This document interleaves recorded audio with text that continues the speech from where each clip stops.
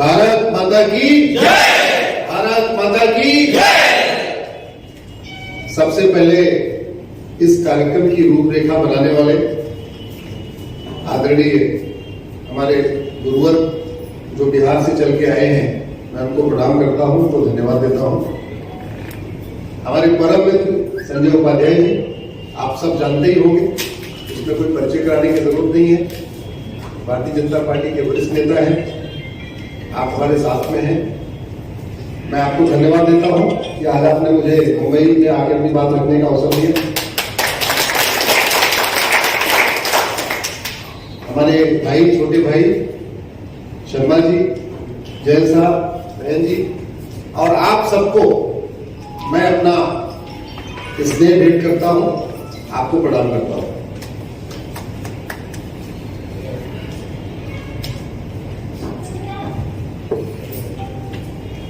आप लोग 1 घंटे के लिए अपना मोबाइल साइलेंट कर दीजिए, क्योंकि दोबारा हमारी आपकी मुलाकात कब होगी, कहां होगी, कुछ नहीं पता। 1 घंटे के लिए मोबाइल साइलेंट कर दीजिए, स्विच ऑफ कर दीजिए, जो करना है कर लीजिए। उसके बाद फिर 1 घंटे बाद, क्योंकि हम लोग मिले हैं तो कुछ न कुछ हम आपसे सीखें, और नहीं, हमें तो आपसे सीखना है, आप लोग से नहीं सीखना, हमें आपसे सीखना है। भारत का संविधान 300 लोगों ने मिलकर बनाया था। कितने लोगों ने? 300। उस 300 में से 75 मुस्लिम्स थे। ये जो 300 लोग संविधान बनाए थे, उसमें संविधान के जानकार थे, कानून के जानकार थे, वेद के जानकार थे, पुराण के जानकार थे, बाइबल के भी जानकार थे और कुरान के भी जानकार थे। तो और 1.5 साल से ज्यादा लंबी चर्चा के बाद संविधान बना। इसी पार्लियामेंट हाउस में, जहां आज के डेट में संसद चलती है, इसी में बैठ बैठ के संविधान बनाया जाता था।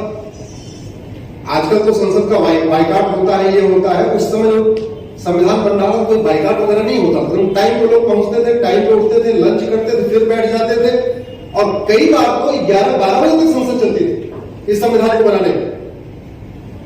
हर व्यक्ति अपना जिसको जो ऑब्जेक्शन होता था वो रखता था, अमेंडमेंट मूव होता था, उस पर सुधार होता था। लास्ट में बाबा साहब अम्बेडकर जो ड्राफ्टिंग कमेटी के चेयरमैन हैं, कभी वो अपनी बात रखते थे, कंक्लूड करते थे, कभी सरदार पटेल कंक्लूड करते थे, कभी श्यामा प्रसाद मुखर्जी कंक्लूड करते थे, कभी नेहरू जी कंक्लूड करते थे। ये सब लोग संविधान सभा में थे। साथियों, जिन विषयों पे 75 साल पहले चर्चा हो गई, लगभग 2 साल तक लंबी चर्चा हुई, और 300 लोगों ने चर्चा करके तय कर दिया कि अगला हमारा जो भारत बनेगा आजादी के बाद, आजाद हो ही चुका है, वो इस पे चलेगा, इस तरीके से चलेगा। क्या उस पर दोबारा चर्चा करने की जरूरत है क्या? अगर हमारे पूर्वजों ने, हमारे पिताजी ने, हमारे दादाजी ने कुछ तय कर लिया कि भाई हमारी फैमिली ऐसे चलेगी, क्या हमें बार बार उस पर चर्चा करना चाहिए? अगर हम अपने दादा की बात नहीं मानते तो हम अच्छे उनके वारिस तो नहीं कहला सकते ना, फिर तो नालायकी कहलाए। तो इसलिए संविधान में जो कुछ लिखा हुआ है, अगर उस पर लोग ऑब्जेक्शन कर रहे हैं तो मक्कारी कर रहे हैं, वो गद्दारी कर रहे हैं। हाँ, संविधान में जो चीजें न लिखी हो, वो चीज अगर पार्लियामेंट में आ रही है, उस पर तो विरोध प्रदर्शन समझ में आता है। लेकिन जो चीज 75 साल पहले आपके तय हो गया, चर्चा हो गई, वोटिंग हो गई, अमेंडमेंट मूव हो गया, सब कुछ हो गया, उस पे आजकल के आज आके कोई X party, Y party, Z party वाला अगर बोले नहीं अभी इस पे डिस्कशन की जरूरत है, डिबेट की जरूरत है, अरे डिस्कशन डिबेट सब हो गया। ऐसे नालायक लोगों को हमें आइडेंटिफाई करने की जरूरत है। भाई, जो अपने बाबा की बात नहीं मानता, दादा की बात मानते, क्या कहते हैं? कपूत है। ये तो सुना है, पूर्वांचल के लोग होंगे, समझते होंगे, पूत कपूत कहते, कपूत है ये। तो जो हमारे संविधान निर्माताओं की बात नहीं मान रहा, वो कपूत है कि नहीं है? नालायक हो।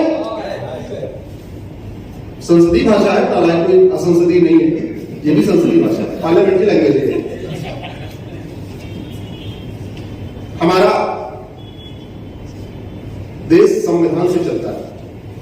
संविधान का मतलब, तो उसका संधि विच्छेद करिए, संविधान, ऐसा विधान सबके ऊपर समान रूप से लागू हो, उसको कहते हैं संविधान।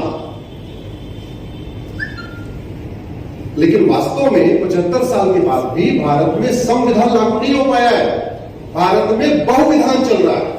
हिंदू के लिए अलग विधान, मुस्लिम के लिए अलग विधान, पारसी के लिए अलग विधान, ईसाई के लिए अलग विधान, जबकि होना क्या चाहिए था? संविधान। और संविधान में क्या क्या होना सकता है? आपके धार्मिक अधिकार समान होने चाहिए, आपके नागरिक अधिकार समान होने चाहिए, आपके सिविल राइट यूनिफॉर्म होने चाहिए, आपके ह्यूमन राइट यूनिफॉर्म होने चाहिए, आपके रिलीजियस राइट यूनिफॉर्म होने चाहिए। तो यूनिफॉर्म होने चाहिए, इसमें कोई डाउट है क्या? जिस तरीके से मैंने अभी सुप्रीम कोर्ट में हमने नई डिबेट छेड़ी है, अभी कुछ दिन के बाद वो डिबेट और परिपक्व हो जाएगी। हमारा ये कहना है कि जिस तरीके से धर्म का मतलब रिलीजन नहीं होता, धर्म के लिए कोई शब्द नहीं है, इसलिए हम रिलीजन को यूज करते हैं, इसी तरीके से संविधान के लिए कोई शब्द नहीं है, इसलिए हम कॉन्स्टिट्यूशन को यूज करते हैं। संविधान अलग है, कॉन्स्टिट्यूशन अलग है, धर्म अलग है, रिलीजन अलग है। धर्म क्या है? पिता का धर्म, माता का धर्म, पुत्र का धर्म, भाई का धर्म, सब अलग अलग धर्म है। डॉक्टर का धर्म, ड्राइवर का धर्म, सांसद का धर्म, मंत्री का धर्म, सब अलग अलग धर्म है, वो रिलीजन नहीं है। वैसे संविधान का मतलब ऐसा विधान जो सबके लिए समान रूप से लागू हो, उसको कहते हैं संविधान। कॉन्स्टिट्यूशन का मतलब होता है विधान। कॉन्स्टिट्यूशन का क्या मतलब होता है? विधान। और संविधान मतलब जो सब पर समान रूप से लागू, उसको कहते हैं संविधान। तो जब आर्टिकल 14 कहता है इस देश में सब लोग समान है, आर्टिकल 15 कहता है जात धर्म भाषा के आधार पर भेदभाव नहीं करोगे, आर्टिकल 16 कहता है सबको समान अवसर मिलेगा, आर्टिकल 19 कहता है कि देश के प्रत्येक नागरिक देश में कहीं पे भी जाके रहने, बसने, पढ़ने, नौकरी करने, अपना घर बसाने, सबको बराबर अधिकार मिला हुआ है। आर्टिकल 21 कहता है सबको सम्मान सा जीवन जीने का अधिकार मिला हुआ है।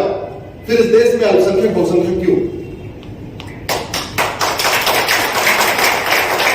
अल्पसंख्यक बहुसंख्यक तो होना चाहिए पाकिस्तान में, जहां सबको समान अधिकार नहीं मिला हुआ। अल्पसंख्यक बहुसंख्यक होना चाहिए आपके बांग्लादेश में, जहां सबको समान अधिकार नहीं है। तो पाकिस्तान, बांग्लादेश में तो अलग से आपको माइनॉरिटी कमीशन की जरूरत है, क्योंकि वहां सब लोग समान नहीं है। पाकिस्तान, बांग्लादेश में अलग आपको माइनॉरिटी अफेयर मिनिस्ट्री की जरूरत है, क्योंकि वहां सब लोग समान नहीं है। भारत में क्यों चाहिए? और 1992 में जब अल्पसंख्यक आयोग कानून बना गया, उसके पहले भारत में अल्पसंख्यक नहीं थे, लेकिन 1992 में कांग्रेस ने बनाया। 2006 के पहले इस देश में अल्पसंख्यक कल्याण मंत्रालय नाम की चिड़िया नहीं थी। तो क्या इस देश में अल्पसंख्यकों का कल्याण नहीं हो रहा था? क्या हो रहा था? कांग्रेस ने बना दिया। भारत के संविधान में कहीं माइनॉरिटी डिफाइन नहीं है, भारत के किसी कानून में माइनॉरिटी डिफाइन नहीं है, लेकिन माइनॉरिटी कमीशन भी बन गया, माइनॉरिटी अफेयर मिनिस्ट्री भी बन गई है, हजारों करोड़ का बजट भी जा रहा है। कौन है माइनॉरिटी? किसी को नहीं पता। वो दोनों कानून मैंने सुप्रीम कोर्ट में चैलेंज किए, माइनॉरिटी कमीशन वाला, माइनॉरिटी अफेयर मिनिस्ट्री वाला। अभी मंडे को दोबारा इसमें से सुनवाई होनी है।